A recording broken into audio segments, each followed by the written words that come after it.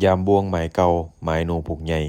หมายหนูกัดเข้าช่วงนี้หนูกำลังมั่นครับแต่หนูตัวนี้ยังบ่ทันได้ถึงขาดครับเป็นหยังเดี๋ยวเราไปเบิ่งกันครับ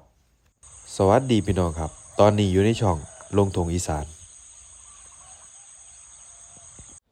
จากคลิปที่แล้วเราได้ไปตัวหนึ่งแล้วครับเป็นหนูเถิกตัวใหญ่เลยผมคั่วแล้วมันพี่น้องช่วงนี้ครับหนูอยู่หน้าผมมันมีหอยมีปูกินปีนี้หอยเชอรี่หลายปูก็หลายหนูบ่อึดแนวกินแม่นบ่มีข้าวเปียกมันก็แมงมันอยู่ครับ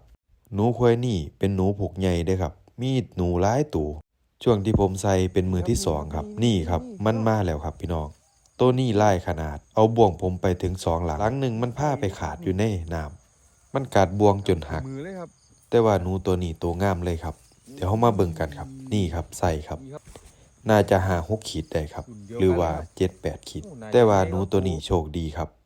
มันท้องอยู่ลูกมันน่าจะหลายตัวอยู่ครับท้องมันใหญ่นมมันเต็งแล้วถือว่าพอมีตัวให้หาอยู่ครับถ้าเฮาบ่ค้านแนวกินอยู่บ้านเฮาบ่อึดดอกครับหนูตัวนี้ถ้าผู้อื่นได้เขาคงเอาไปขัวแล้วครับโชคดีที่ยังได้มาเจอผมเดี๋ยวมื้อหน้าฟ้าใหม่สิได้มาซ้ำไม้นี้อีกมื้อนั้นคงจะบ่รอดครับผมกดติดตามคลิปไว้ครับเพื่อที่บ่พลาดคลิปใหม่ๆสำหรับคลิปนี้ขอบคุณครับ